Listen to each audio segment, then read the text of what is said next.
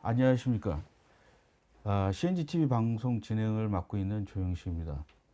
2020년 11월 16일 CNG-TV 방송은 혁신 경영의 국제표준 ISO 56000과 오픈 이노베이션이라는 제목으로 디지털 담론을 시작해 보겠습니다. 오늘 출연해 주실 분은 박영민 이노베이션 프레임워크 대표, 그리고 예화경 스마트 제조 혁신협회 상임이사이십니다.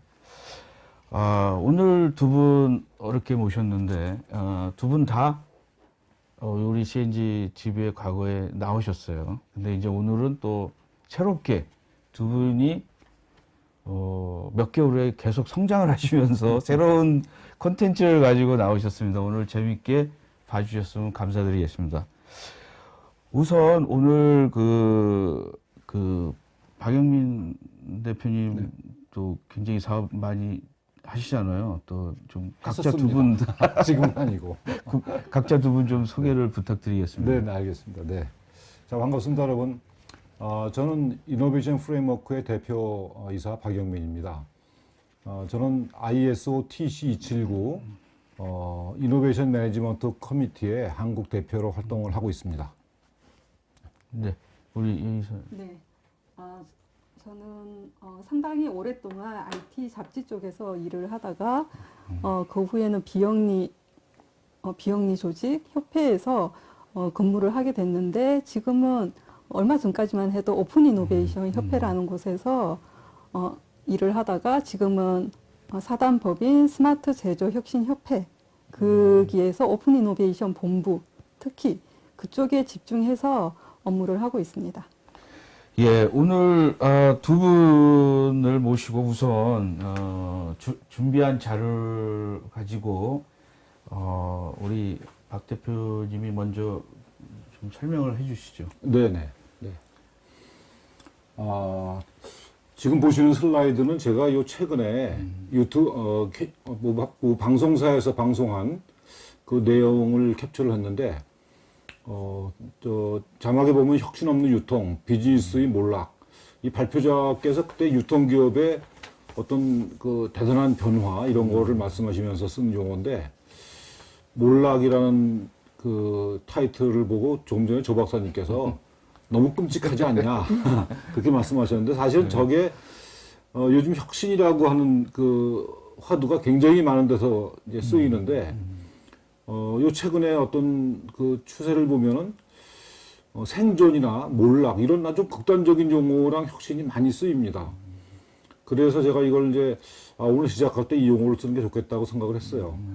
왜냐면 혁신이란 게 ISO 표준을 처음 시작할 때도 요 최근에 그 과거 자료를 이렇게 보면은 우리가 혁신이 필요한 이유는 조직이 서바이벌을 위한 것이다. 뭐 서스테이너블 어떤 지속적인 성장이나 지속적인 생존의 의미도 있지만, 예. 그래서 그런 의미로 많이 쓰이는데, 저기 조금만 역으로 제가 이거 설명하기 전에 제가 비근한 예로 얼마 전에 제가 저희 고객사에 갔더니 연초인데 엘리베이터 홀에 이렇게 스탠딩 그런 플레이트를 놓고 거기다가 올해는 혁신을 해 이렇게 이제 붙였더라고요. 근데 사실은 그런 걸 우리가 흔히 보죠. 특히 연초에. 그래서 제가 이제 궁금해서 이제 그 담당하는 그 이제 해당 부서분한테 혹시 저기 써 있는 저거에 대해서 어떤 회사 내 어떤 방침이나 액션 플랜 같은 게 있으십니까? 있으시면 좀 설명 좀 해주실 수 있습니까? 그랬더니 저거는 그냥 매년 붙어 있는 거예요. 딱 그러고 끝나더라고요, 얘기가. 몇 년 전 얘기를 하지만 제가 생각할 때 그렇게 혁신을 받아들이는 것이 대다수의 지금 현실이 아닐까, 저는 그런 생각을 합니다. 네. 근데 우리가 그 옛날에도 혁신을 계속 우리나라가 했잖아요. 혁신이라는 용어를 많이 얘기를 했죠. 용어를 쓰기 전에도 네네. 혁신이라는 거는 있었던 거죠. 있었죠. 네.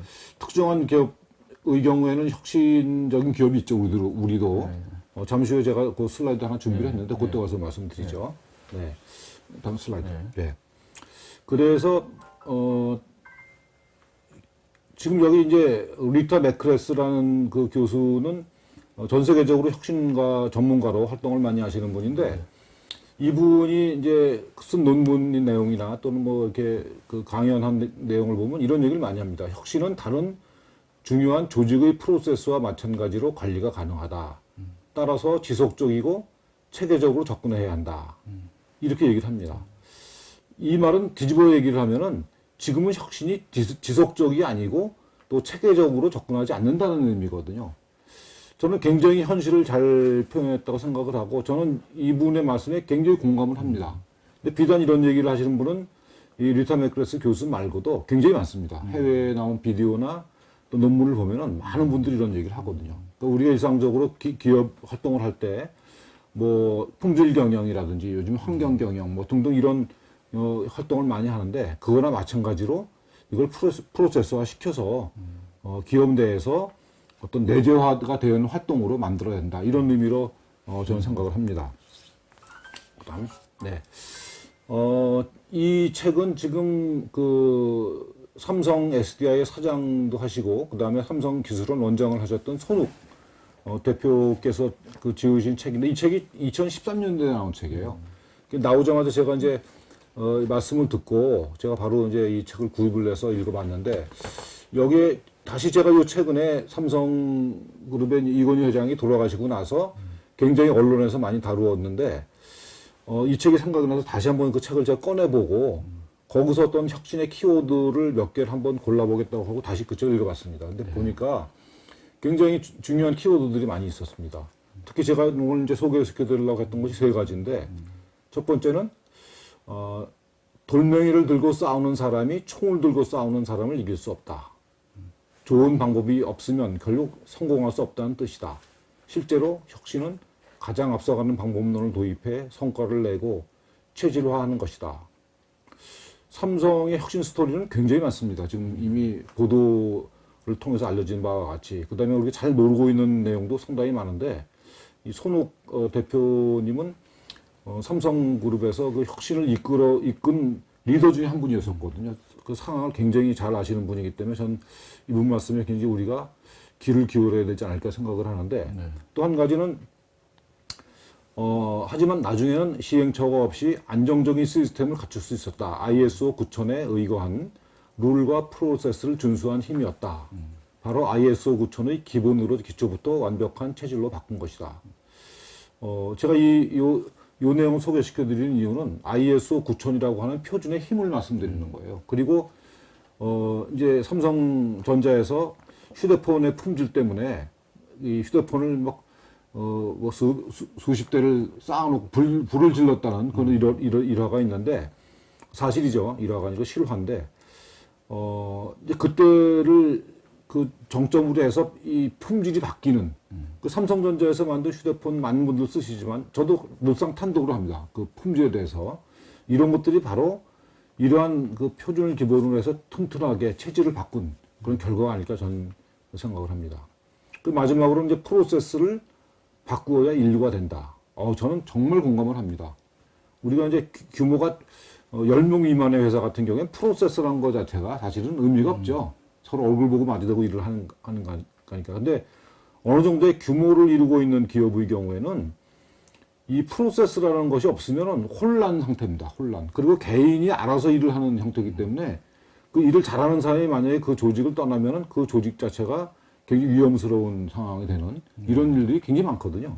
그래서 이걸 우리가 이 프로세스를 만들어서 이제 인력이 교체가 되더라도 큰 문제가 없이 그대로 경영 환경이 유지될 수 있게 하는 그런 노력은 굉장히 중요하다고 봅니다. 이것이 이제 혁신에 관련된 그 사례들은 뭐 거의 대부분이 국내에 소개된 것도 이제 해외 사례들인데 특히 혁신의 결과를 많이 얘기를 하죠. 그러한 조직들이 그렇게 혁신적인 결과를 만들기 위해서 어떤 형태로 어떤 어떤 그 회사 내의 프로세스로 이렇게 한다는 것은 사실 잘 알려지지 않습니다. 근데 삼성그룹 같은 경우는 우리나라 회사이기도 하고 지금은 이제 전 세계에서 이제 이노베이티브한 컴퍼니 그 리스트를 보면은 요 최근 자료를 보면 전 세계 5위로 랭킹이 되어 있거든요. 네, 그래서 제가 이제 삼성의 사례를 잠깐 말씀을 드렸습니다. 그 제목이 집요한 혁신의 집요한이 굉장히 좀 독특하네요. 네, 그렇습니다. 끝까지 뭔가 네. 해야 되겠다라는 네. 그 자기가 네, 저기도 이제 내용을 보시면 집요한이라고 하는 그 키워드가 사실은 이건희 회장이 계속적으로 추진한 거거든요. 그 혁신의 리더십이 굉장히 중요한데 이제 책 제목도 아마 그래서 그 집요한이라는 단어 쓰신 것 같아요. 예. 저도 제가 이제 한국에 들어왔을 때도 이건희 회장이 이제 불러가지고 저도 이제 독일에 갔었는데. 아, 그때 가셨어요? 프랑크푸르트? 근데 이제. 아, 그러셨구나. 그 당시 제가 40이었는데 이해를 못했어요. 저는 솔직히 말해서. 뭐 처자식이랑 뭐 모두 바꿔라. 네네네. 근데 이제 대부분 이해 못했을 거예요. 팀장들이. 왜냐하면. 그랬을 거예요. 바꾸면 괜찮을 것 같다라는 얘기는 했지만 왜 바꿔야 되는지. 네. 그리고 이제 특히 이제 아까 프로세스 말씀을 하셨는데 자꾸 위에 올라갈수록 프로세스가 중요하다는 걸 알고 밑에 내려갈수록 프로세스를 왜 해야 되냐. 왜냐하면 프로세스를 적응하는 사람들은 바꾸는 게 싫겠고 또 프로세스라는 거가 약간 좀 다 자기 입장에서 보면 엑스트라 웍이라고 생각을 하거든요. 그러니까 이제 우리 혁신이 사실은 좋다는 거 다 알잖아요. 근데 왜 아까 그 여 교수님도 그랬잖아요. 좋은데 이거를 왜 사람들이 안 하려고 그러냐, 왜 실패하냐, 뭐 이런 것들이 좀 이제 앞으로는 우리가 많이 얘기를 해야 되지 않을까 이렇게 생각합니다. 네. 예. 네.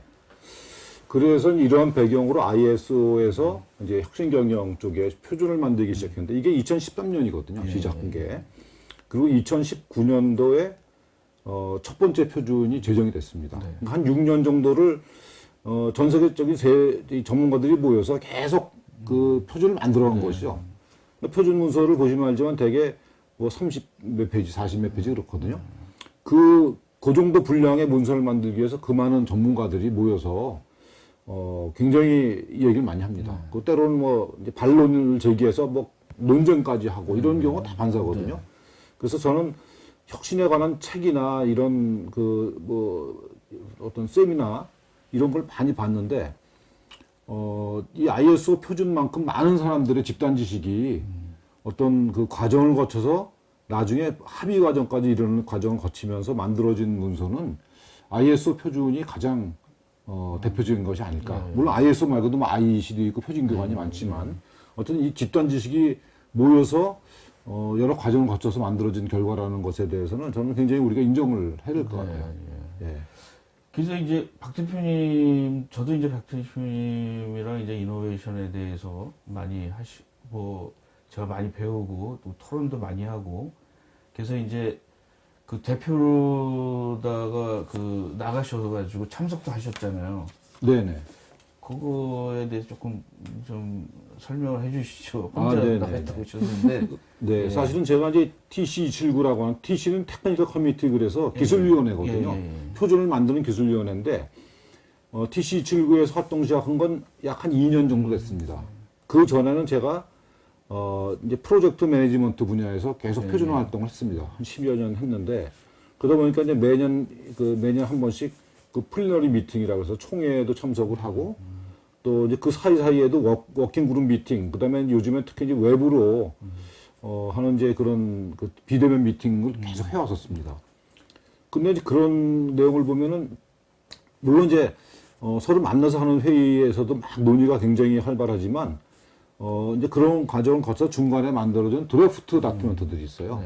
그래서 뭐 단계를 보면 이제 뭐 워킹 드래프트, 뭐 커미티 드래프트, 뭐 등등 이게 쭉 단계가 있는데 그 문서가 나오면 그 문서를 각 나라에 있는 그 위원들끼리 모여서 같이 논의를 합니다. 논의를 하고 거기서 우리나라에서 우리나라의 그 관점에서 볼 때는 이런 내용들이 바뀌었으면 좋겠다. 또는 새로 넣었으면 좋겠다. 등등 이런 대정 요구사항들을 만들어서 또 제출을 합니다. 그럼 그걸 다 모아서 또 그 다음에 또 회의할 때 그걸 가지고 논의를 하고 이런 과정을 거치기 때문에 여기 지금 도표에서 보시는 것 같이 지금 전체 46개 그다음에 19개 이제 요건 뭐 그 멤버 컨트리에 좀 분류가 있는데 어쨌든 65개 국가가 참여를 하고 있다는 얘기거든요. 65개 국가에 있는 각 표준 단체들에서 자기네들이 원하는 사항들 다 거기 반영을 할 수 있는 그런 절차를 가지고 있습니다. 저희가 요즘에 보면은 우리나라가 최근에 올해 ISO, 그러니까 이노베이션 국가 중에 10위 안에 드는 국가가 됐는데, 저희들이 보면은 굉장히 늦게 이노베이션 매니지먼트의 회원국으로 참석을 한 편이지 않습니까? 네네네. 그리고 사실은 주위의 나라 중국이나 일본은 우리보다 더 먼저, 네. 그래서 거기에 대해서 우리가 왜 몰랐는지 아니면은 우리가 관심이 네. 없었는지 이게 사실은 이제 ISO에서 저걸 그 표준을 만들기 전에 네. 유럽 그러니까 EU 쪽에서 그 표준을 만드는 CEN이라는 기관이 있어요. 거기서 이미 2013년 이전에 네. 이 이노베이션 매니지먼트에 대한 표준을 만들었습니다. 네. 근데 그걸 갖다가 이제 ISO로 전 세계적으로 이제 만들자는 의견이 있어서 만들어진 건데, 2013년에 시작을 할 때 이미 중국과 일본은 참여를 했어요. 아시아 국가 중에서. 저기 물론 보시면 이제 지도를 보시면은, 이제 그 아프리카라든지 그다음에 이제 중앙아시아 등등에서 조금 저개발 국가들은 참여를 안 하고 있지만 전 세계적으로 선진국이나 중진국들은 대부분 다 활동에 참여를 하고 있습니다. 그런데 우리나라는 제가 처음에 이 커뮤니티 홈페이지에 들어가서 보니까 지금은 남한 쪽에 지금 이제 파란 색깔실이 칠해져 있는데 제가 볼 때는 없었습니다. 없었어요. 네. 없었고 많은 나라들이 활동을 하는데 우리가 없었던 얘기는 저기에 관심을 갖고 있는 사람들이 없었던 얘기거든요. 근데 우리나라는 그 이미 이전부터 혁신성 평가에서 보면 국가 차원에서는 굉장히 좋은 평가를 많이 받아왔고, 또 이제 국가적으로 보면은 뭐 전 세계에서 우리가 R&D에 투자하는 국가적인 그 R&D 투자 비용이 가장 높은 나라거든요. 그리고 무슨 이제 위원회 같은 것도 국가 산하의 위원회도 무슨 혁신위원회 많지 않습니까? 굉장히 이게? 많습니다. 네. 많은데, 이상하게 이제 우리가 그 혁신이라는 타이틀에는 굉장히 공감을 하고, 공감을 하는데, 필요성을 뭐 정부에 계신 분들이나 또는 뭐 학계나 뭐 산업계 다들 공감을 하지만, 그걸 우리가 체계적으로 한다든지 이런 쪽에는 시도가 없었던 것 같아요, 제 생각에. 예. 그래서 비근한 예로 우리가, 제가 작년에 이제 그 회의에 가서 중국에서 이제 그 활동을 하는 그 칭화대학교 교수를 만났는데, 그분 말씀 들어보니까 학계에서도 굉장히 활발한 연구 활동과 그다음에 그 학생들을 가르치는 여러 가지 교재, 방법 이런 거에 대한 걸 굉장히 활발하게 하고 있는데, 사실 우리나라에서는 대학교에서 이걸 다루진 않습니다. 과목으로도 다루질 않고, 연구하는 교수님들도 정말 손에 꼽을 정도로 아주 드문 게 우리 현실인데, 물론 혁신 경영이라고 하는 저런 체계적인 개념이 없어도 혁신할 수 있습니다. 네. 우리나라가 해왔으니까. 근데 이제 문제는 뭔가 하면 효율성이거든요. 우리가 저런 걸 통해서 하면은 훨씬 더 빨리, 훨씬 더 많은 결과를 낼 수 있는 그런 효율성을 높일 수가 있는데, 그거 없이 하다 보니까 아마 모르긴 몰라도 시간적으로도 많이 좀 지연이 되고, 예. 또 비용적인 측면에서도 비용이 많이 낭비될 수도 있다. 저는 그렇게 생각을 합니다. 그래서 이제 그 다음에는 좀 구체적으로 네. 굉장히 활발하게 그러면서도 최근에 뭐 여기 이 방송을 듣고 있으신 분들은 ISO 그러면 뭐 9000 이건 우리나라에서 뭐 ISO 그 표준 이거에서 자격증이고 뭐 굉장히 열풍이 많이 불었지 않습니까? 네네. 근데 그거 다음에 이제 ISO 56000의 좀 구조나 지금 활동에 대해서 좀 설명을 해 주시죠. 네네네. 네. 일단 지금 TC279에서 이제 그 장표는 지금 TC279에서 개발하고 있는 또는 개발이 완료가 된 표준에 대한 그 리스트인데요. 우선 저기 위에 파랗게 칠한 부분들이 다 제정이 완료가 돼서 지금 활용 중에 있는 표준입니다. 그리고 표준 코드의 뒷부분에 보면 2020, 2019년 그 숫자가 있는데 저건 이제 그 표준이 제정된 연도를 얘기를 합니다. 그래서 ISO 56000 2020 그럼 이제 2020년도에 저 표준이 제정됐다 이런 의미인데요. 이제 국제 표준은 다 완료가 됐고 이제 국가 표준은 저 표준을 우리가 한글로 바꿔서 어떤 그 정부의 그런 그 지침에 의해서 과정을 거쳐서 제정을 하게 됩니다. 그래서 이제 우리가 한글로 된 표준을 볼 수 있게 되는데 지금 제정 중이기 때문에 아직은 국가 표준이 없는 상태고요. 그 다음에 밑에 이제 색깔이 안 칠해져 있는 부분이 지금 현재 ISO에서도 제정을 진행 중인 겁니다. 그래서 지금 이제 제정이 완료된 것은 저 표준은 그 아무나 원하는 분들은 ISO.org에 들어가셔서 저 검색하신 다음에 저걸 구입을 하실 수가 있어요. 네. 네, 그래서 이제 일정 비용을 지불하시고 다운로드 받으면은 저 내용을 바로 보실 수가 있습니다. 제가 여기서 보면은 이제 56,002가 이제 이노베이션 매니지먼트 시스템, 네. 그 다음에 이제 56,003이 그 요새 오픈 이노베이션인 그 이노베이션 파트너십. 그리고 이제 그 뭐 56,004도 굉장히 사람들이 많이 관심을 가질 거고, 앞으로 요게 이제 그 56,005 그 지적 재산 관리에 대해서도 우리나라가 굉장히 관심이 많지 않습니까? 네네.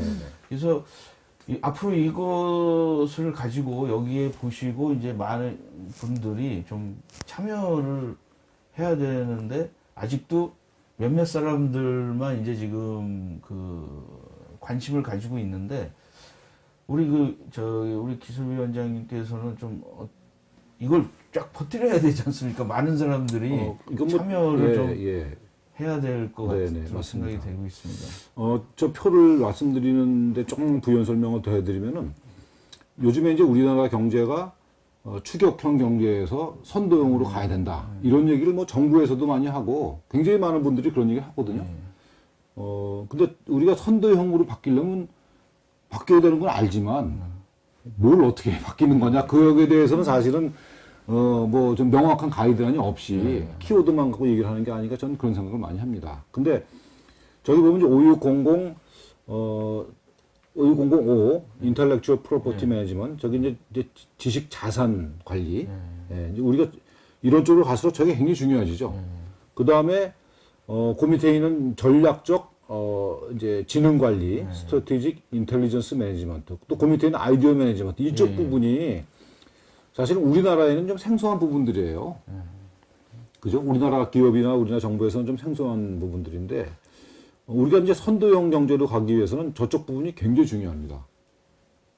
그러니까 우리가 이제 과거에는 남들이 만든 걸 이렇게 보고 저거 만들면 되겠네라고 생각을 하고 이제 개발에 들어가서 물론 그것도 굉장히 실력이 필요하지만 개발을 해서 이제 제품을 만들고 했는데 이제는 우리가 앞으로 우리가 보고 따라 할 사람이 없는 경우가 많아요. 그래서 우리가 앞서 나가야 되기 때문에 저런 측면이 굉장히 중요해집니다. 근데 좀 아쉽지만 현재까지는 뭐 주도적으로 참여는 하지 못하고 우리나라에서 그동안에 이제 표준이 하면은 표준을 이제 일단 한글화하는 작업에 대해서 지금 이제 우리가 노력을 하고 있지 않습니까? 네네. 그 사실 혁신의 용어도 모든 사람한테 물어볼 때마다 다르게 얘기하는데 오늘 좀 한번 그 표준 입장에서의 혁신 용어에 대해서 좀 얘기를 해주시죠. 네네네. 제가 이 표준에 대해서 이건 이제 한 가지 제가 그 표준에 들어있는 내용을 설명을 드리려고 용어 제일 먼저 나오는 게 용어 정의거든요. 용어를 굉장히 명료하게 정리를 해야 되기 때문에 우리가 그 많은 분들이 얘기한 혁신한 용어가 물론 말씀하시는 분들 말씀이 틀린 말씀은 아니고 다 맞는데 이제 그분이 어떤 면에서 보면 자기 관점에서만 얘기한다든지 어떤 부분적인 것만 얘기하는 이런 경우가 많거든요. 그래서 이 내용을 보시면 이제 그런 것들이 좀 아주 깔끔하게 정리가 된 이런 느낌으로 우리가 받아들이면 됩니다. 혁신한 것은 ISO 표준에서는 이제 신규 또는 변경된 실체, 가치 실현 또는 가치의 재분배다. 이렇게 정리를 하고, 그 밑에 보시면 파란 걸로 하이라이트 해놨는데, 참신성과 가치를 가장 중요한 키워드로 봅니다. 영어로는 노벨티하고 밸류죠. 그래서 이제, 물론 저렇게 정의가 되어 있지만 적어둔 설명이 또 표준에 더 나옵니다. 그래서 저런 건. 근데 이제 요즘엔 아까 이제 파란 걸 글씨로 했는데, 이제 키워드가 우선은 이제 너무 정보가 많으니까 키워드라도 이렇게 전달이 되면 네네. 이제 중요할 것 같아요. 네. 그 다음에 이제 용어 정의도 있지만 그 안에 다음 페이지를 보시면 이제 개념이 또 정리가 되어 있어요. 우리가 많이 얘기하는 창의성과 혁신이 어떤 관계가 있냐. 우리가 지난 정부에서는 뭐 창조 경제 그것 때문에 굉장히 이제 혼란스러운 과정을 많이 겪었는데 이제 그 좀 우리가 많은 사람들이 이제 그런 미디어에서 막 네. 쓰다 보니까 이게 약간 좀 더 혼란스럽습니다. 혼란스러워진 예, 것 더 같아요. 혼란스럽기 때문에 이 표준이라는 게 그런 데서 힘을 발휘하는 건데 그런 관점에서 볼 때는 이 개념 정의가 굉장히 좀 중요하다고 봐요. 그래서 우리가 얘기한 창의성과 혁신은 어떤 관계가 있는 거냐 또는 뭐 발명과 혁신의 관계 뭐 발명이 했다고 다 혁신은 아니거든요. 그렇죠. 그런 것들이 굉장히 명료하게 설명이 되어 있습니다.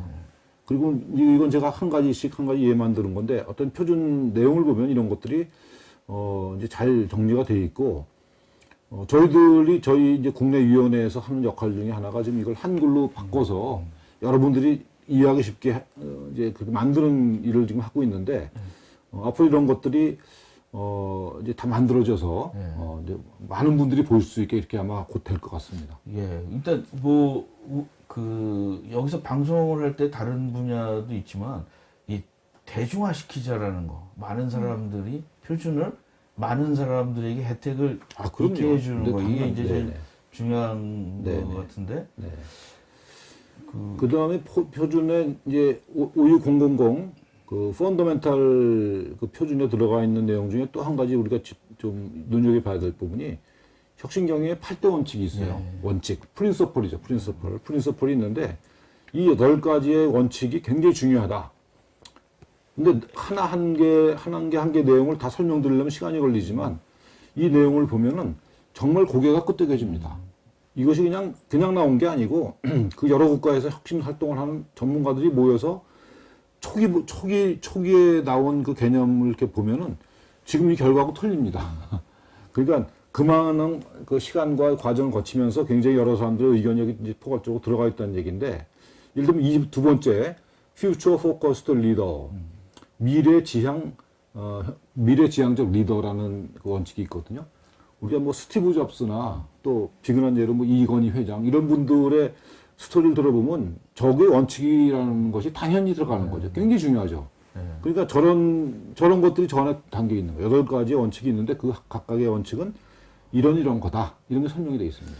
근데 이제 그 경영이라는 거가 과학적인 데이터지만 또 약간 좀 아트적인 것도 있거든요. 그래서 이제 이런 걸 할 때는 디피니션도 하지만 뭐 예를 들어서 이거에 대해서 얘기한 책들을 많이 읽고 또 하나는 이제 사례도 좀 얘기해야지 일반 사람들이 이해를 그럼요. 하지. 네. 그 저것만 딱 보면 좋은 말인데 네. 그 좀 추상적인 개념으로 들어오지 이게 네. 구체적으로는 안 들어오기 때문에. 예, 그렇습니다. 그래서 이제 우리가 이거 이제 슬라이드 다 끝나면 제가 이제 앞으로 우리가 뭐 할 거냐 그 얘기를 잠깐 말씀드리려고 그러는데 그때 말씀드릴 거예요. 예, 우리가 뭐 해야 될 것인지. 그렇죠. 예. 그래서 이 다음 슬라이드 보시면 혁신 경영 시스템 프레임워크라는 게 있는데 이건 56002 표준이 이게 답니다. 이 그림 한 장이. 이 그림 한 장을 이제 설명을 하는 게 이제 56002 표준인데 이게 왜 필요한가 하면은 우리 조직 내에서 우리가 혁신적인 조직이 되기 위해서 이거를 어떤 시스템을 만들어서 어떤 또 이 프로세스를 만들어서 우리 조직 안에 내재화 시킬 거냐. 저는 그 내재화라는 말을 굉장히 중요하다고 생각을 하는 게 우리가 얘기하는 어떤 문화를 만든다는 거는 저게 회사 내에서 어떤 프로세스를 통해서 모든 거기서 일하는 분들이 몸에 배워야 되거든요. 그 몸에 배는 과정을 저런 그 시스템을 통해서 해야 된다는 얘기입니다. 그래서 저건 굉장히 프레임워크이기 때문에 굉장히 상위 개념의 그림 한 장이지만 저기 있는 동그라미나 또는 화살표 하나하나가 다 의미가 있어요. 네. 저걸 다 뜯어보면 굉장히 의미가 있는데 저거 하나만 갖고도 설명을 드리려면 뭐 거의 하루 종일 설명을 드려도 부족할 정도로 내용을 많이 포함하고 있는데 간략히 설명을 드리면 가운데에 또 5개의 동그라미가 이노베이션 시스템 프로세스예요. 프로세스. 우리가 저런 프로세스를 통해서 이노베이션 해 들어가는데 물론 내용을 처음에 딱 보시면 이거 뭐 대단한 기대보다는 아무것도 아니냐 이렇게 생각하실 수도 있어요. 너무 간단한 그림이 돼서. 근데 저기에 보면 저기 화살표가 왜 방향이 저렇게 역방향이 있느냐 하는 이런 의미. 그다음에 맨 왼쪽에 이제 opportunity intent 기회 의도 이렇게 번역을 했는데 저런 한 개의 단어가 다 의미가 있거든요. 그러니까 우리가 그 조직이 어떤 우리가 혁신을 해야겠다는 어떤 그런 의도가 없으면은 기회조차가 오지 않습니다.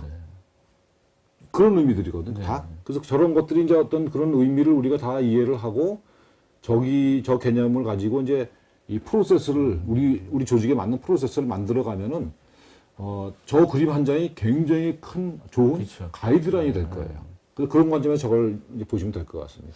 그리고 이제 이거 하다 보니까 좀 조직의 상황, 네. 그다음에 뭐 리더십, 네. 이것도 굉장히 상위에 올려놨어요. 네. 이게 그림이 생각보다 다 의미가 하나하나가 다 좀 의미가 있는데 네. 처음에 보면은 그냥 그런가 보다 이게 뭐 이런 거네 이런데 그리고 이제 그 기회의 의도, 네. 그러니까 뭐 인텐드가 없다면 네. 혁신의 프로세스는 뭐 인풋이지 않습니까? 없는 거잖아요. 그러니까 그렇죠. 네. 그냥 가만히 혁신이 되는 게 아니라 네. 어떤 사람들이 오퍼터니티나 인텐드나 뭔가 내가 혁신하겠다라는 뭐런 의도가 있어야 되고, 그리고 마지막 끝에는 이노베이션의 가치가 있어야 되는데 가치가 네. 없는 거는 사실은 변하다 그냥. 네. 네. 그런 것처럼 이제 사람마다 이게 제가 말씀드린 거가 저기는 아니고 모든 사람들이 이런 프레임워크에서 디테일하게 이제 할 수 있는 거지 않습니까? 뭐든지 제품일 수도 있고 네. 네. 네. 모델 비즈니스 모델도 있을 테고 이노베이션이라는 걸 여기서는 많이 다루지는 않지만 굉장히 이노베이션이라는 거는 모든 분야에서 이노베이션을 할 수 있는 거지 않습니까? 네.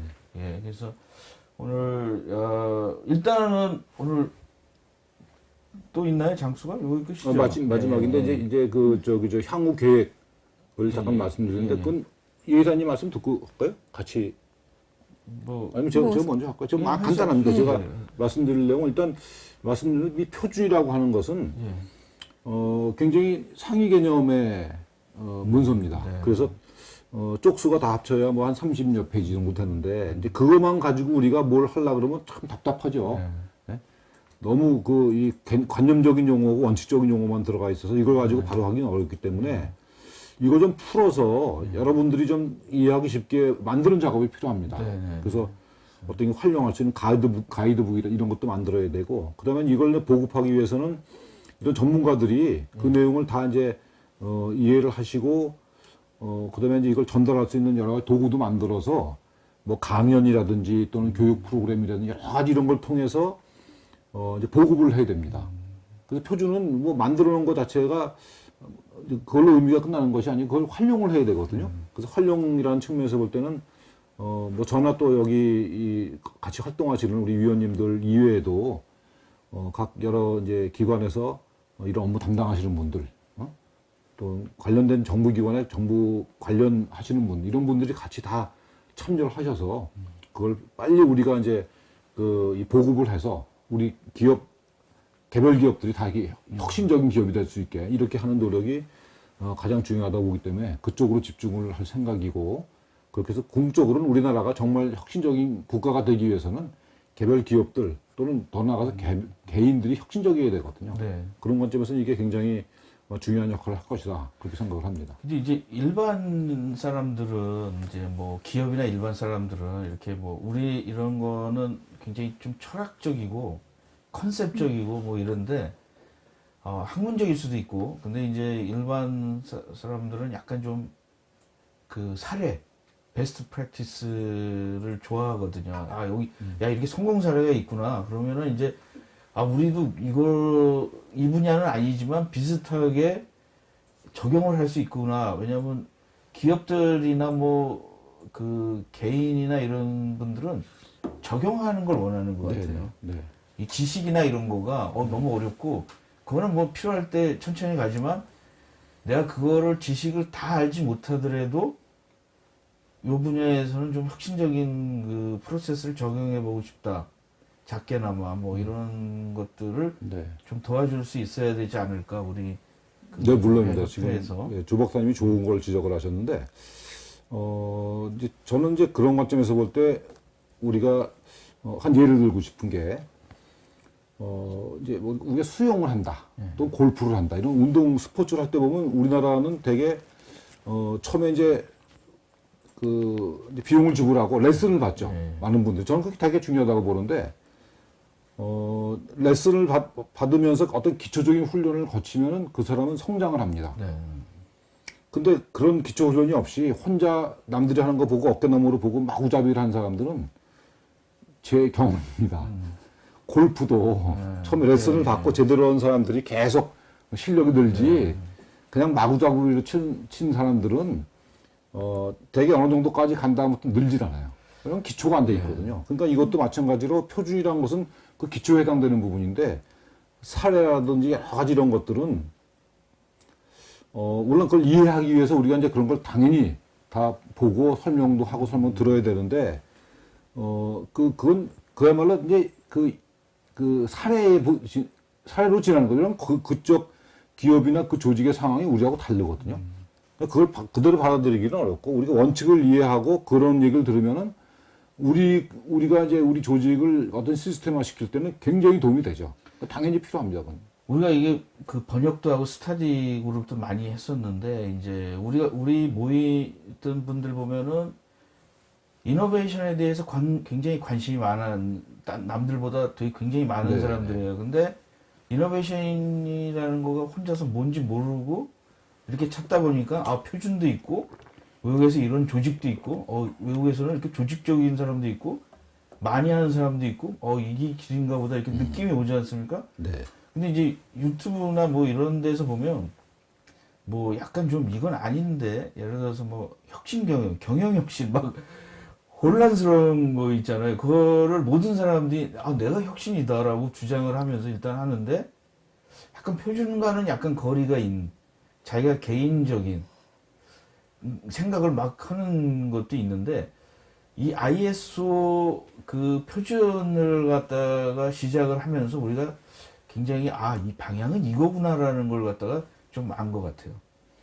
앞으로는 제 생각에 아마 이제 이제 혁신 경영에 대한 타표를 가지고 얘기하는 분들, 국내도 그렇지만 특히 해외에서도 아마 일단 얘기의 출발점이 이 ISO 56000 그쪽 계열의 표준을 갖고 출발시키지 않을까 생각을 합니다. 그것만 해도 이제 굉장히 큰 거죠.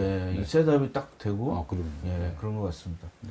자, 조금 이제 나중에 좀 더 질문을 드리고 이번에는 이제 우리 예 이사님이 전번에 나오셨을 때는 이제 처음에 나오실 때 굉장히 잘하셨는데 두 번째 나오니까 약간 긴장을 하시면서 긴장되네요. 잘하시는 분하고 같이 처음에 하려니까. 할 때가 제일 좋은 거예요. 그래서 항상 처음이라고 생각하시면은 두 번째 긴장되고 점점 긴장이 되다가 나중에 이제 긴장을 안 하게 되죠. 자, 오늘 스마트 제조 혁신 협회와 오픈 이노베이션 본부. 굉장히 어렵습니다. 이게 다 아는 말인데 도대체 이 사람들 뭐 하는 사람이야? 막 이런 의문이 확 나오는데 설명 좀 해주시죠. 예. 처음에 자기 소개를 해야 될 것 같아서 장표를 만들었습니다. 예. 아까 설명을 조금 드렸지만 제가 소속한 협회가 스마트 제조 혁신 협회. 예. 그리고 거기에서 뭐 다양한 일을 하긴 하는데 오픈 이노베이션 관련된 업무도 집중적으로 하고 있고 그리고 이 자리에 이제 오픈 이노베이션에 대해서 좀 말씀을 드리고자 해서 나왔기 때문에 저런 식으로 해놨고요. 그리고 저희 협회가 그러면 어떤 데인지 궁금해 하실 분이 계실 것 같아서 간단하게 정리를 했습니다. 일단 기업은 대중소 기업이 다 있고 스타트업까지도 합류를 하고 있고 그리고 산학연이 같이 스마트 제조 혁신이라는 공통된 목표를 가지고 함께하는 그런 협회라고 할 수가 있고요. 그리고 저희가 그 일대 협회장이 강철규 협회장님이신데 저희가 아무래도 대중소도 있고 산학연도 있고 그러다 보니까 이해관계가 되게 각각 다른 그런 데가 많이 모이다 보니까 과거에 공정거래위원회 위원장을 하셨던 강철규 전 위원장님을 협회장님으로 모셔서 같이 제조 혁신을 위해서 노력을 하고 있습니다. 그러면은 여기 보면은 정부에서는 중기부 제조혁신기획단 여기에 나와 있는 것들이 이제 서로 연결돼서 다 같이 일을 하시는 겁니까? 아니면은 예. 예. 정부에서 이제 단장님께서 협회 관련해서 뭔가 도움을 주시고 혹은 저희가 이제 필요한 것들을 서로 의견이나 저희는 이제 기업들이 있으니까 필드의 정보 같은 거, 의견 이런 거를 뭐 정리해서 정부 쪽 정책에 활용할 수 있도록 뭐 그렇게 한다든가 그런 일들을 하게 되고요. 예. 그리고 뭐 기업들은 저렇게 쭉쭉 있고 기관이나 투자, 당연히 이제 교수님, 학계 뭐 이런 쪽에서도 같이 이제 뜻을 모아가지고 네. 예, 함께 하고 있습니다. 근데 제가 이제 이걸 보니까 일반 제조보다는 약간 다양한 것 같아요. 왜냐하면은 투자도 있고 네네. 보통 그 제조업에서는 뭐 투자, 뭐 공공기업, 뭐 이동사 이런 데는 잘 참여를 안 하는데 앞으로 좀 무엇을 할지 좀 관심이 많이 가고 있습니다. 네. 자, 오픈 이노베이션은 지금까지 한 일, 제가 여지껏 작년에 이 CNG TV에 나오셨을 때는 오픈 이노베이션 쪽으로 나오셨어요. 그래서 네. 그걸 맞아 좀 정리를 좀 맞아 해주시죠. 너무 오늘 그 발제하고는 살짝 비껴가는 자랑하는 그런 내용처럼 보여서 네. 좀 그렇긴 한데 빨리 이거는 그냥 설명을 드리겠습니다. 자랑 좀 해주십시오. 예. 그래서 그 오픈 이노베이션 본부가 어떤 일들을 해왔는지 간단하게 소개를 드리면 저희가 그 협업 파트너라고 해서 이제 가지고 있는 기업의 자산이 있을 텐데 리소스가 있을 텐데 그거 말고 외부에서 찾아야만 하는 기술이나 고객이나 뭐 여러 가지가 있을 수 있는데 그런 거를 이제 매칭해주는 그런 프로그램을 계속 운영을 하고 있습니다. 지금 127개사 정도가 이제 지원을 받고 있는 중이시고요. 이거는 뭐 한 번 했다고 끝나는 게 아니라 계속 여기 127개사가 우리는 이제 필요 없다라고 할 때까지 계속 이제 지원이 되는 거기 때문에 이제 지속적인 거고요. 그리고 아마존에서 저희 본부의 뭐 회원이라든가 아무튼 멤버한테는 그 AWS를 무상으로 사용할 수 있도록 지원해주는 그런 파트너십을 맺고 있습니다. 아마존하고 협회하고 그런 파트너십을 맺고 있고 그 파트너십을 통해서 AWS 액티베이터 프로그램이라고 해서 AWS를 8만 달러 정도? 우리 돈으로 따지면 얼마죠? 아니, 그 금액 정도. 여기 9천만 원으로 나와 있네요. 예. 총 9천만 원이고, 예, 제가 헷갈렸습니다.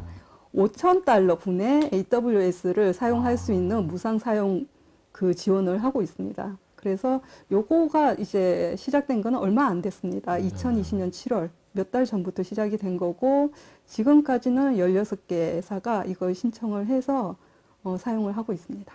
네. 그리고 뭐 다양한 정보 제공도 하고 오픈 이노베이션에 관련된 다양한 정보 제공도 하고 그리고 다른 회사에서도 오픈 이노베이션 프로그램을 많이 돌리는데 그런 거는 같이 홍보도 하고 하는 업무들을 쭉 해왔습니다. 예, 제가 사실은 저도 이 조찬을 211번이나 하셨어요? 아니요, 조찬이나 특강 그리고 다양한 정보 제공. 한 달에 한 번씩 이렇게 하셨죠, 조찬을. 예. 그러니까 작년에 한 달에 한 번씩 진행을 했었고요. 올해 들어서는 한 번도 못했어요. 예. 저도 그 아침형 인간이 아니기 때문에 저기 못 갔습니다. 간다고 노력을 했었는데. 다들 싫어하시더라고요. 요새 그 J세대나 젊은 세대는 아침에 안 온대요. 그래서 잠이 없는 이 나이 드는 사람만 이제 좀 아침에 온다고 그래가지고. 네, 저녁에 해야 되나요? 예, 저녁에 좀 해주십시오. 이브닝 세미나가 훨씬 사람들이 많아요. 저희도 많이 하는 것 같아요. 그 점심도 그 비즈니스는 점심에 많이 하더라고요. 이제는 외국도 사실 그 모임이 점심 모임들을 많이 하거든요. 옛날부터. 근데 이제 지금 코로나 19 때문에 네네. 같이 밥을 못 먹는데. 그 샌드위치 먹고 막 이렇게 칸막이에서도 하고 그러더라고요. 이제는 뭐 많이 달라졌습니다. 요것을 아까 제가 말씀드렸는데 ISO 56003번이 이제 오픈 이노베이션에 해당이 되는데 예. 요거에 대해서 저는 이거에 대해서 뭐를 말씀드리고 싶냐 하면 앞서 이제 박영민 위원장님께서 뭐 ISO 56000 전반적으로 설명을 다 해주셨거든요. 근데 저는 이거를 이제 검색을 하다 보니까 발견을 하게 됐습니다. 이노베이션 파트너십이라고 하는 것을 ISO 국제 표준을 하는 데서 이걸 다루고 있다라는 거를 알게 됐었고, 그래서 이제 궁금했었죠. 왜냐하면 그 오픈 이노베이션에 관련된 정보를 모아서 이제 주고 싶은 마음에 이제 다양하게 그 분야에서 이제 앞서가는 분들을 만났는데 뭔가 이제 개인적인 경험을 얘기하시기도 하고 개인적으로 잘하고 계시기도 하고 그렇긴 한데 뭔가 이제 집대성 돼 있는 그런 정보가 없었었어요. 예. 그래서 같은 먼저 실행을 하셨던 분이 겪었던 그런 실수를 뒤에 오는 사람들도 다 이제 또 반복을 하고, 예. 뭐, 그리고 이제 기준이 없는 거죠. 그래서 뭐 그러던 차에 이거를 발견을 하게 됐었고, 그 ISO의 기본 성격이 통상의 문제를 해결해 준다. 우리나라에서만이 아니라 해외에 나가도 이거를 지키고 있다고 하면 그 해외에서도 그 기업의 뭐 기본적인 그 레벨을 인정해 준다는 부분에서 그러면 이게 오픈 이노베이션에 대해서 해외에서 인정받을 수 있는 그런 거가 되지 않을까 해서 일단 관심을 보이게 됐습니다. 네. 네, 그리고 내용이 실제로 굉장히 뭐라고 해야 되나 되게 원론적인 얘기긴 했어요. 그쵸. 원론적인 얘기긴 한데 뭔가 전체적으로 정리가 돼 있다는 그런 점에서는 되게 이거는 나만 알기는 너무 아깝구나 그런 생각을 했었고 그렇습니다. 근데 맨 처음에 이제 기대감이 크면은 뭐 그냥 그 굉장히 뭐 비결을 얘기해 줄 것 같은데 네. 되게 비결은 원론적인 것들이에요. 다 대부분 보면은. 근데 중요하거든요, 그게. 예. 근데 그거를 충분히 안 하고 자꾸 뭐 특별한 비법이 있다 이렇게 얘기하는 사람들이 대부분 사기꾼이거든요. 근데 이제 저는 이 표준이 좋은 게 뭐냐면 표준이 없으면 목소리 큰 사람이 이겨요. 시끄러운 사람들이. 맞습니다. 그래서 서로 모르는 사이에 그냥 한 사람이 자기가 이게 뭐 표준은 아닌데 그 사람이 얘기하면 그 사람에게 약간 휘둘린다 그럴까? 그래서 지금도 각 그 모임들이 많은데 그 표준이 안 있으면 그냥 많은 사람들이 와서 그 오래 떠드는 사람이 저기 표준이 돼버리는 거예요. 근데 다행히 ISO는 이렇게 우리가 못했지만 전 세계적인 그 석각들이 모여서 ISO를 웬만큼 했는데 이후에는 우리도 많은 전문가들이 나와서 저기에 참여해야 되지 않을까 이런 생각을 하고 있습니다. 예, 이게 이어지는 내용입니다. 예, 이어지는 내용인데 저희는 이제 그 한글화 작업을 하면서 이 파트너십 이노베이션 파트너십에 대한 내용을 대충은 저희는 알고 있는 상황이잖아요. 근데 외부에서는 이거 너무 궁금해 하실 것 같아서 대략 어떤 식으로 구성이 되어 있는지를 말씀을 드리고 싶고 일단 그걸 먼저 말씀을 드리고 싶은데 보시면 뒤에 그림하고도 요 내용이 연결이 되긴 합니다.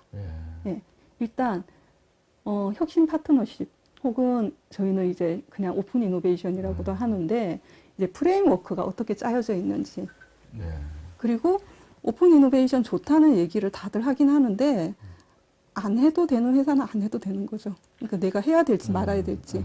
예. 근데 우리 그 얘기할 때 그러면 오픈 이노베이션의 반대가 그러면 클로즈 이노베이션이냐? 어떤 사람은 또 그냥 사내 이노베이션이다 그거는. 왜냐하면 제 질문이 오픈 이노베이션은 회사 밖에 있는 다른 조직과 같이 이노베이션을 하자는 겁니까? 그럼 한번 질문을. 네, 그러니까 밖에 있는 거를 가지고 들어와서 할 수도 있어요. 네. 근데 이제 크로즈 이노베이션은 약간 좀 이상한 것 같아요. 그건 오픈 이노베이션은 이해가 되는데 크로즈 이노베이션은 그냥 어떤 사람들은 사내 이노베이션이라고 하자라고 얘기하는, 그 회사에서는 하는 이노베이션이라고 하자라고 얘기하는 사람들도 있어요. 표현이 좋지 않으니까. 크로즈 이노베이션이라는 거가 뭐 웃기는 거잖아요. 이노베이션인데 딴 사람 얘기는 안 듣겠다라는 건지. 그래서 그런 말 쓰지 말자라고 얘기하는 사람들도 누가 있어요. 그런 말씀을 해주셨는데 예. 우리는 그냥 우리 혼자서 다 할 수 있다. 필요 없다. 그냥 그게 이제 우리는 크로즈 예, 그게 오픈 이노베이션의 반대가 아닐까. 근데 사실은 회사도 다른 데 도움을 다 받지 않나요? 지원을? 예를 들어서 뭐 이것만이 아니라 어떤 툴 같은 거를 갖다가 크라우드를 쓰거나 뭐 그러면 다 연결이 돼 있는 거 아닌가요? 툴을 사서 예. 예. 빌려서 쓴다든가 파트너십이라고 같이 하기에는 약간 예. 그거는 그냥 이제 제품을 구입을 한다. 예. 뭐 이런 개념인 것 같아요. 하여튼 뭐 저희 그 오픈 이노베이션에서 관심이 있으신 분들은 예 이사님한테 물어보면 될 것 같아요. 저도 그냥 물어봅니다. 저도. 예. 다음 분 또. 저보다 예. 그 앞서 잠깐만 조금만 더 말씀을 드릴게요. 너무 그쳐져가지고. 예. 이게. 그래서 이제 진입을 해야 될지 그 여부 결정하는 것부터 시작해서 파트너 선정은 어떻게 해야 되는지, 이제 여기에서 이제 저희 롱 리스트, 숏 리스트 뭐 이런 얘기가 나오는데 파트너 선정에 대해서도 나오고, 그리고 파트너 선정했다고 이제 파트너십이 물 흐르듯 잘 흘러가는 게 아니기 때문에 그 조정도 하는 부분이 필요합니다. 네. 그 부분에 대해서도 나오고, 그리고 이제 파트너 간의 상호작용 뭐 이런 부분들이 이제 포괄적으로 정리가 돼 있고, 그리고 부속서라고 해서 이거 56,003은 부속서가 좀 긴 편이에요. 예, 긴 편인데 이제 A 기업, B 기업이 파트너십을 맺었을 때 아무래도 갭이 있거든요. 그 A 기업이 생각하는 파트너십의 뭐 기대치라든가 내용이라든가 이런 거가 서로 생각이 안 맞을 수도 있고, 뭐 여러 가지 갭이 있는데 그 갭을 식별하고, 그리고 그걸 줄이기 위한 뭐 방식, 결정, 뭐 이런 제법 좀 그 구체적인 내용도 부속서에 조금 달려 있어요. 요 네. 56,003 같은 경우에는 네. 그런 식으로 구성이 되어 있습니다. 네.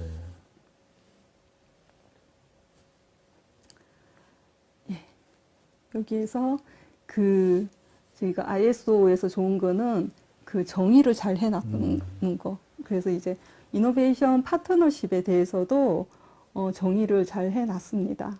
보면 혁신 파트너십은 함께 일하는 각 파트너를 위한 가치를 창출하기 위해 개발되었다. 라고 돼 있고요. 그리고 쭉 보시면 쭉 이제 적용 범위도 있고, 쭉 보시면 이제 제일 끝에 저희 뭐예요? 혁신 파란 색깔로 해서요. 혁신 파트너십의 본질은 모든 당사자가 혁신 기회의 맥락에서 함께 협력하고 상호 편익을 얻는 것이다. 라는 이 부분. 이게 사실은 이제 핵심이 아닐까 저는 생각을 합니다. 예, 약간 민주주의네요, 이게. 예. 민주주의라고 해야 되나? 평등주의, 평등. 예. 이게 왜냐면 한쪽이 이렇게 한 게 아니라 서로 이익을, 파트너십이니까요, 그게. 아무래도 공정한, 예. 공정하다고. 대등한 관계. 예, 대등한 관계가 뭐 그런 제일 것도 예 맞아요. 오픈 이노베이션에서는 그 관계가 이제 잘 안 돼서 뭐 대기업이나 스타트업이 파트너십에 문제가 생기기도 하는데, 뭐 그 부분에 있어서도 저 말이 맞는 것 같고, 그리고 이제 이게 간혹 그러기도 합니다. 이제 회사에서 이 업무를 할당받은 사람이 성과라고 해야 되나, 결과를 내야 하기 때문에 그 혁신이라고 하기 애매한 정도의 KPI나 뭐 그런 정도로 이제 갈 수도 있거든요. 이게 자칫. 예. 뭐 그런 것도 아니라는 거죠. 이런 거는. 근데 하여튼 뭐, 저는 그, 품질이나 뭐나 다, 뭐, 우리나라 말로다는 없는 것보다는 나은 것 같아요. 뭐든지 뭐 굉장히 커다란 이노베이션도 중요하지만 서브스테인 조금씩 하는 발전적인 이노베이션도 뭐 앞으로 가는 거니까 뒤로만 안 가면은 좋지 않을까 이런 생각도 좀 해보고 있습니다. 예. 우리나라 기업들이 만드는 제품 중에서 예.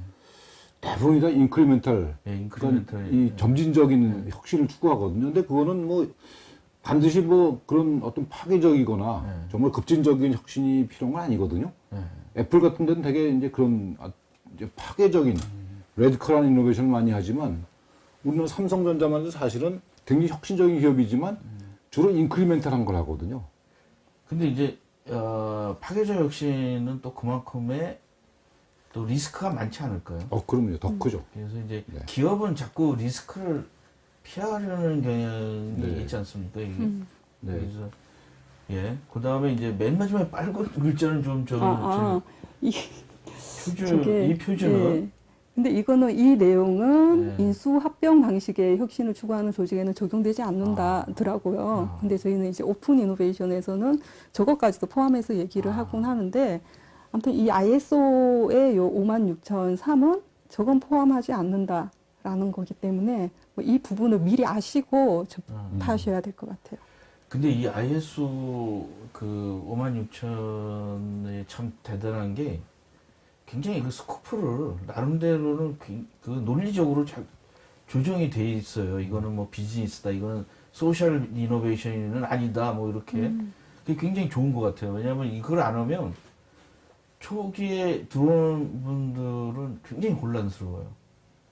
이 다 이노베이션 아닌가 이거 뭐지 이러면서 저같이 이제 막 그 나름대로 이렇게 이노베이션을 오래 하지는 않았기 때문에 뭐 용어는 많이 썼는데 심각하게 하지 않은 분들에게는 이 ISO 56000부터 시작하시는 거를 굉장히 권해드립니다. 그냥 그 아무것도 없는 데서 시작하면 굉장히 혼란스러운 부분인 것 같아요. 이거는 앞서 말씀드린 부분하고 그걸 그림으로 설명드린 거거든요. 앞서 슬라이드 그 내용하고. 네. 예. 그래서 이런 부분들은 그냥 넘어가겠습니다. 이 부분은. 그리고 이제 우리가 이제 그러면 파트너십, 이노베이션 파트너십을 계속 얘기하고 있는데 이제 파트너 식별 부분에 있는 그림이거든요. 이게. 그래서 파트너로는 뭐 어디까지 이 ISO가 ISO 56003이 생각을 하고 있는지 보면 뭐 경쟁자부터 시작해서 비즈니스 클러스터, 기술센터, 고객 연구실 네트워크 쭉쭉쭉쭉 가서 뭐 새로운 진입자, 투자자 및 은행, 이해 집단, 경쟁자에서 시작을 했죠. 저런 것들을 다 아우르고 있거든요. 네. 예, 그래서 이 내용이 어디까지 이제 범주로 잡고 있는지 그거를 대충 알 수 있게 하는 그런 내용이라고 할 수가 있겠고요. 근데 이게 왜 뭐 식별이 뭐 적이냐 아니냐 식별하는 겁니까? 아니면 파트너로서가 이게 가능하다라는 얘기입니까? 네, 예, 그렇죠. 예. 생각보다 굉장히 디테일하네 이거는. 파트너십이 다른 것도 다 좋긴 했는데 파트너십은 꽤 자세하게 돼 있다는 생각을 했었습니다. 네. 그때 보면서. 자, 그다음에 예. 이제 오늘 원래 이게 마지막 장입니까? 아니면 마지막 장입니다. 그 향후 계획을 얘기해 주시고요. 새로운 협회를 하시면서 또 어떤 계획, 그것까지 말씀해 주십시오. 일단 그 의미와 향후 계획에 대해서 먼저 말씀을 드리면 의미는 아무래도 이 ISO라는 것이 보통 표준이라고 하면 하향 평준화 얘기를 하시더라고요. 예. 근데 그 ISO 56000 같은 경우에는 오히려 그 반대로 상향 평준화를 위한 표준이 아닐까 그런 생각을 저는 좀 하고 있거든요. 맞습니다. 예. 그리고 게다가 이게 아까 박영민 위원장님께서 보여주셨던 장표하고 같은 건데 의장국이 있고 참여국이 이제 파란색인데 굉장히 많은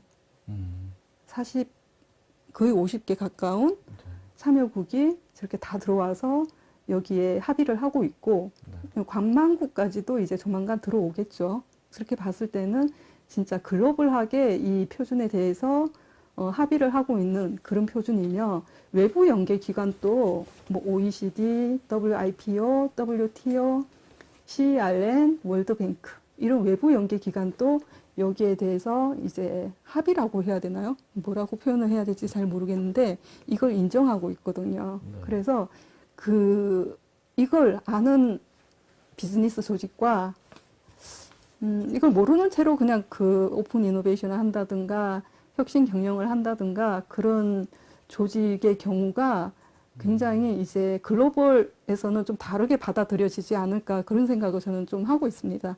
물론 이거를 그 기업에 어떻게 내재화를 할지 그 부분은 아직은 잘 모르겠긴 해요. 잘 모르겠긴 네. 한데 그거는 이제 뭐 위원장님이나 박사님이나 같이 또 다른 여러 조직하고 해야 되는 일이라고 생각을 하고 있고요.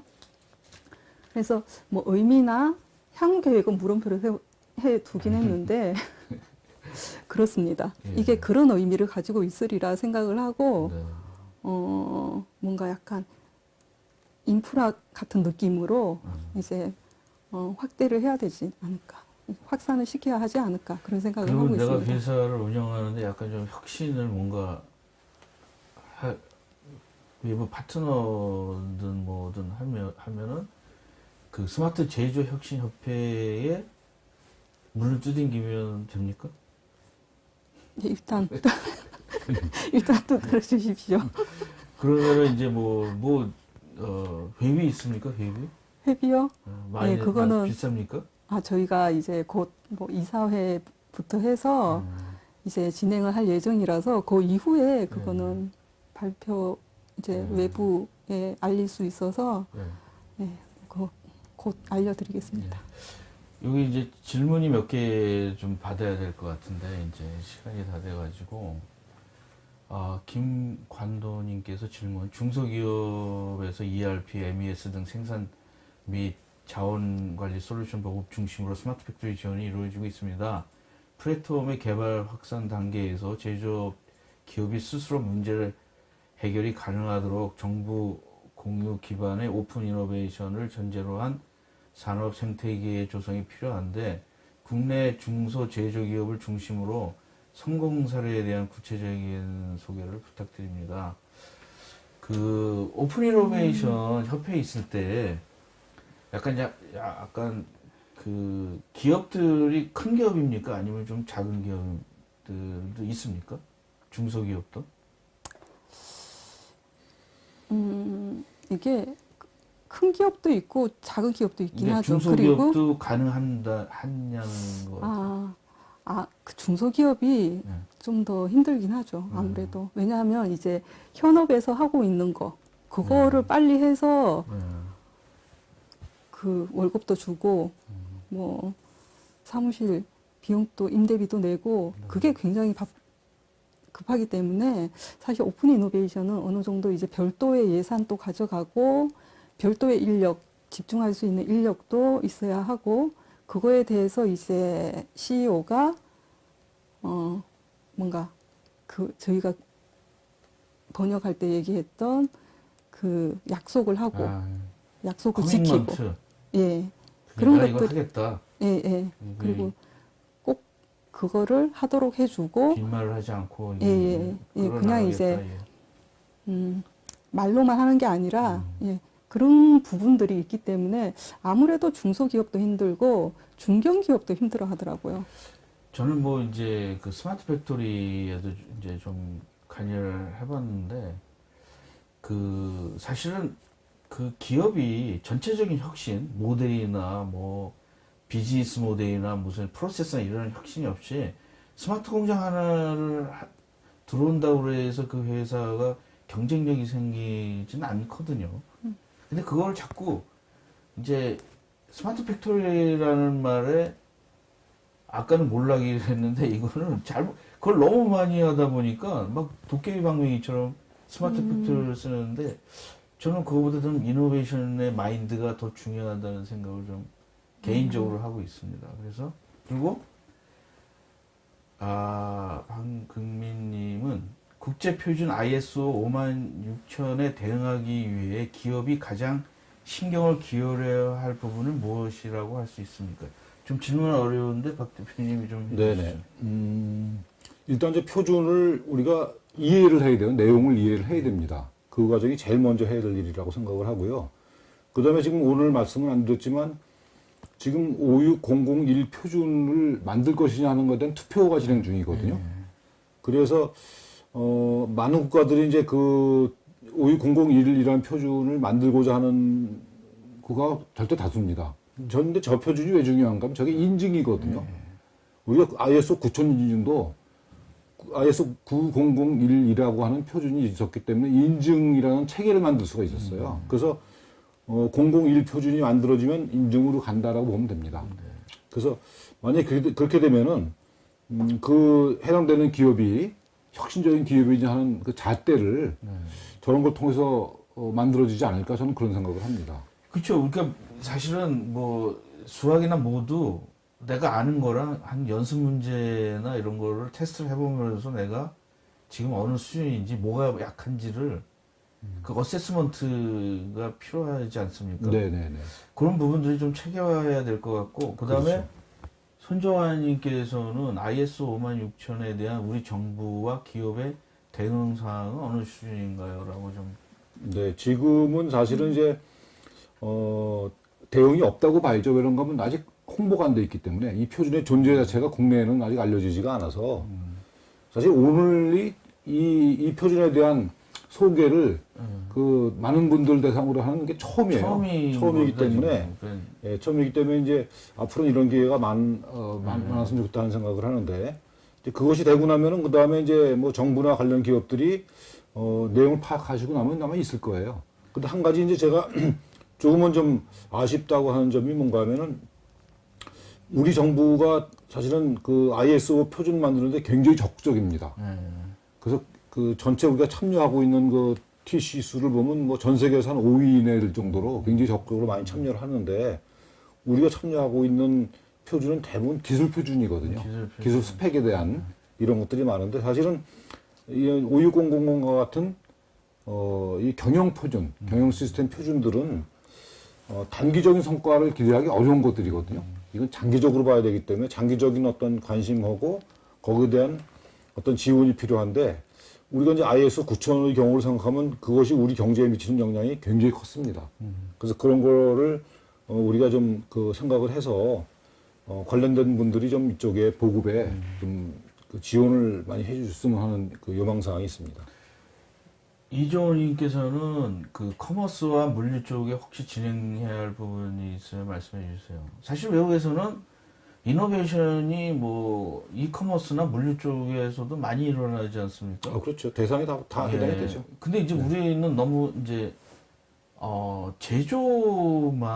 제조가 모든 게 다라고 생각을 하는데 그 여기서 이노베이션에서 말하는 거는 상품과 서비스가 다 포함되어 있는 거지 않습니까? 네. 그러니까 우리나라가 제조 강국이거든요. 그래서 정부도 아마 거기다 이제 재정 지원도 그렇고 모든 걸 다 거기다 이렇게 포커스를 하시는 걸로 생각을 합니다. 근데 제가 비근한 예로 한 가지 혁신과 또는 그런 그 요즘 많이 하는 디지털 트랜스포메이션 이거랑 좀 비교를 해보면 여러분들 많은 분들이 일본에 가보시면 알지만 신칸센을 탈 때 개찰구 있죠. 그 개찰구 기계가 전 세계에서 제일 똑똑한 개찰구예요. 그래서 구겨진 표, 뭐 2장씩 놔도 그게 인식을 할 정도로 굉장히 정교하고 스마트한 개찰구인데, 그게 한 대당 우리나라 돈은 한 1억 정도 한답니다. 근데 뭐 정거장마다 그게 막 여러 대가 있으니까 돈이 엄청나게 많이 들어갔겠죠. 근데 우리나라는 우리 KTX 서울역 가서 보시면 알지만 개찰구가 아예 없어요. 그게 혁신이죠. 전 굉장히 좀 중요한 거예요. 발상의 출발선인데 왜 개찰구를 저렇게 똑똑한 기계를 돈을 들여서 만들어야 되느냐 하는 거죠. 우리는 그거 없어도 그러니까 그 표를 개찰구에서 검사를 안 해도 거기서 발생하는 어떤 그 기회 비용이라는 게 굉장히 미미하거든요. 저는 혁신이라는 것은 그런 관점에서 봐야 된다고 봐요. 물론 이제 그런 제조 관점이라든지 기술적인 측면 이런 것도 물론 중요하고 그게 상당히 많은 부분을 차지하지만 그렇지 않은 부분도 혁신에서는 당연히 있을 수 있다. 그게 이제 약간 좀 우리나라의 제조에 있던 전문가들이나 좀 나이 드신 분들은 자꾸 그 유럽이나 그 독일, 일본에 대해서 약간 좀 그 환상들이 있어요. 쟤네들이 하면은. 근데 그 나라도 단점이 있어요. 아까 신간선처럼 뭘 하나 만들면 굉장히 기계나 이런 거는 복잡하게 만드는데 혁신은 꼭 그렇게만 가는 거는 아니지 않습니까? 아까 오픈 이노베이션도 하다 보면은. 그리고 제가 이제 좀 마지막으로 우리 그 ISO 56000 안에 보면은 그 디자인 싱킹이나 트리즈도 이 이노베이션 안에 들어가 있더라고요. 그래서 앞으로도 그 툴 안에 그러니까 이노베이션의 툴이라는 거가 우리가 지금 단편적으로 트리즈도 있고 뭐 디자인 싱킹도 있고 뭐 다양한 방법들이 있지 않습니까? 이게 다 결국은 이노베이션을 하자라는 그 커다란 그 패러다임 안에 있는 거라고 툴이라고 생각을 맞습니다. 하거든요. 네. 그래서 이 표준은 굉장히 아까 두 분이 말씀해 주신 것 중에서 이게 하향 평준화가 아니라 이제 이 그 ISO 56000은 상향 표준화인 거고 그리고 기술적인 거는 약간 좀 강제 표준화입니다. 뭐 이거가 그렇죠. 네. 뭐다 이렇게 써라 안 쓰면 뭐 안 된다 이런 식이고 그래서 좀 우리가 그 대표님께서도 말씀해 주셨지만 이게 최초로 그 전에 이게 단편적으로는 얘기는 했지만 처음으로 우리가 그 많은 사람 앞에서 얘기를 하는 거가 최초입니다. 이것도 그래서 역사적인 날인데 2020년을 넘기지 않은 거가 왜 전서부터 하려고 했었습니다. 근데 이게 작년에도 좀 해보고 싶었고 근데 이게 2020년을 안 넘기려고 11월에 그 마지막으로 이런 자료를 마련했습니다. 그래서 여러분들도 너무 그 뭐 스마트 팩토리 뭐 이런 거에 너무 몰입하시지 말고 가장 중요한 거는 내가 지금 하고 있는 거에서 이노베이션을 하는 거가 가장 경쟁력이 있는 거가 아닐까 이런 생각을 하고 있습니다. 오늘 이제 더 많은 양이 있지만 오늘 시간이 다 돼가지고 이거를 마치고 다음에는 보다 구체적으로 또 설명할 기회가 있었으면 좋겠습니다. 네네. 예. 오늘 두 분 나와주셔서 열리겠습니다. 감사드리고요. 오늘 방송을 여기까지 마치겠습니다. 네, 네. 수고하셨습니다. 감사합니다. 감사합니다. 감사합니다.